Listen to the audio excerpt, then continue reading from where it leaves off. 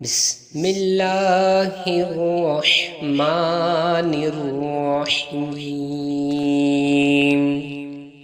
حسبنا الله ونعم الوكيل لا إله إلا أنت سبحانك إني كنت من الظالمين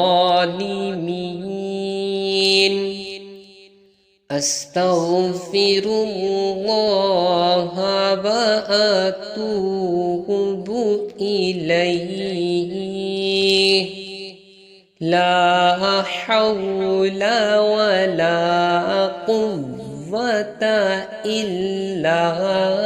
بالله